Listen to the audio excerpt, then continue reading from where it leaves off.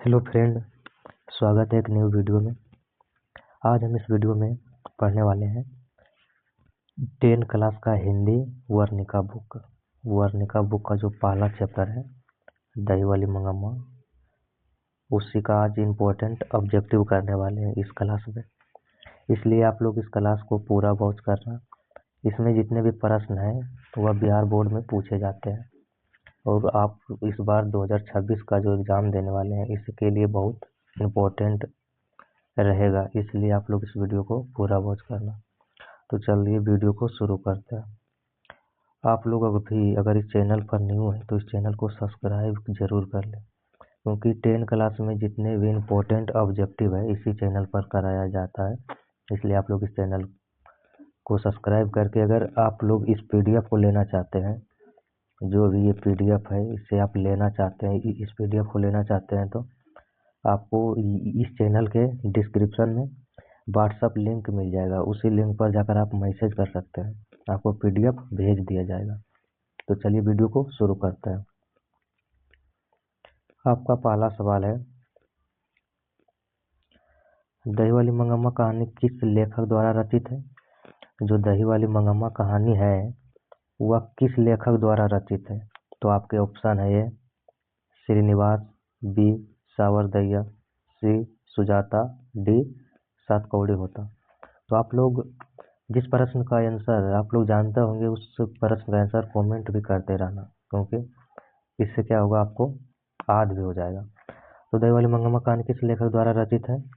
तो श्रीनिवास द्वारा रचित है। आपसे पूछा जाएगा बिहार बोर्ड में कि दही वाली मंगम्मा कहानी किस लेखक द्वारा रचित है? तो श्रीनिवास द्वारा। आपका अगला सवाल नंबर 2 है,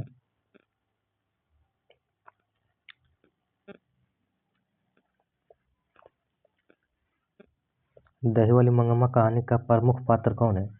जो दही वाली मंगम्मा कहानी का प्रमुख पात्र कौन है? आपके ऑप्शन है ए सीता, बी मंगम्मा, सी नजम्मा, डी लक्ष्मी। दही वाली मंगम्मा कहानी का प्रमुख पात्र कौन है? आपके 4 ऑप्शन दिए हुए हैं, तो आपका सही उत्तर हो जाएगा ऑप्शन बी मंगम्मा है। ऑप्शन बी मंगम्मा दही वाली मंगम्मा पाठ का प्रमुख पात्र है। आपका अगला प्रश्न है, मंगम्मा क्या बेचती थी? जो मंगम्मा थी वो क्या बेचती थी? तो मंगम्मा दही बेचती थी। ऑप्शन बी हो जाएगा ऑप्शन सही, ऑप्शन बी हो जाएगा दही बेचती थी। आपका चौथा प्रश्न है 4 नंबर, मंगम्मा का गांव कहाँ था? ये प्रश्न पूछ रहा है मंगम्मा का गांव कहाँ था। तो मंगम्मा का गांव, आप लोग ऑप्शन देखिए, वेंकटपुर के पास, रामपुर के पास, अबलूरू के पास, पटना के पास। तो इस सभी में पास लिखा हुआ है, इसीलिए बेअबलूरू के पास हो जाएगा। और खास गांव का नाम तो वेंकटपुर है, लेकिन किसके पास है? अबलूरू के पास है। आपका सवाल नंबर 5 है, मंगम्मा की बहू का नाम क्या था? जो मंगम्मा थी उसका बहू का नाम क्या था? तो मंगम्मा का बहू का नाम नजम्मा था। ऑप्शन ए आपका सही हो जाएगा। आपका छठा प्रश्न है,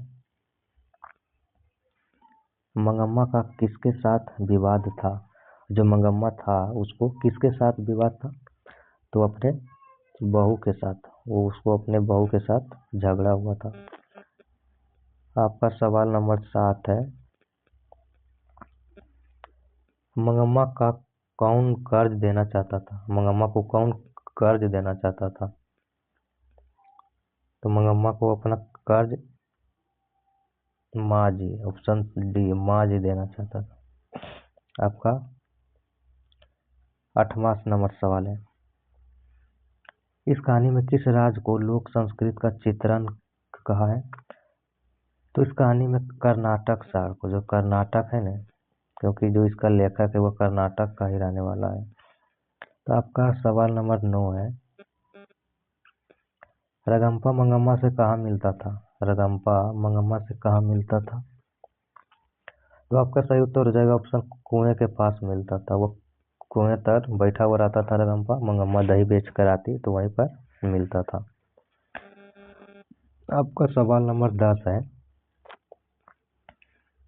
मंगम्मा के परिवार में कुल कितने सदस्य थे? मंगम्मा के परिवार में कुल कितने सदस्य थे? तो मंगम्मा के परिवार में 4 सदस्य थे, एक मंगम्मा, उसका बेटा और एक पोता और एक बहू थी, 4 सदस्य थे। आपका 11 नंबर सवाल है, सास और बहू के झगड़े का मुख्य कारण क्या था? सास और बहू के झगड़े का मुख्य कारण क्या था?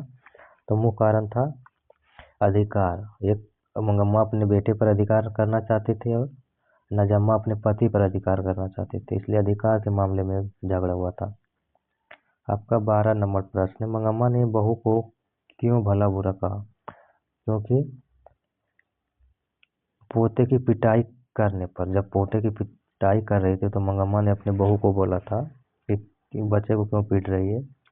आपका सवाल नंबर 13 है, दही वाली मंगम्मा किस भाषा से अनुदित है? दही वाली मंगम्मा जो कहानी है किस भाषा से अनुदित है? तो दही वाली मंगम्मा कहानी है जो कन्नड़ भाषा से अनुदित है, ऑप्शन ए हो जाएगा।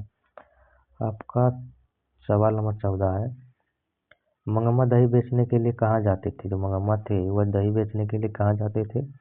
तो मंगम्मा दही बेचने के लिए बंगलौर जाती थी, ऑप्शन बी हो जाएगा। आपका सवाल नंबर 15 है, मंगम्मा को कौन सा चीज खाना पसंद था? जो मंगम्मा को कौन सा चीज खाना पसंद था? तो मंगम्मा को मिठाई खाना पसंद था।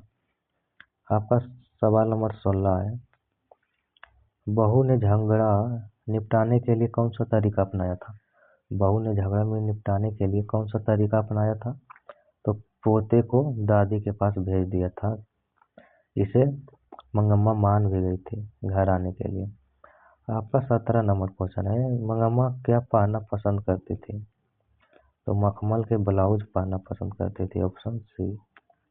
आपका 18 नंबर सवाल है, श्रीनिवास जी का जन्म कहाँ हुआ था? श्रीनिवास जी का जन्म कहाँ हुआ था? तो श्रीनिवास जी का जन्म कर्नाटक कोलार में हुआ था, ऑप्शन ए, कर्नाटक के कोलार में हुआ था।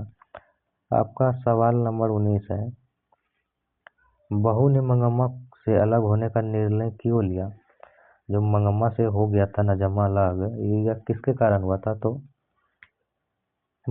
पोते पर अपने अधिकार के लिए बेटे के कहने पर।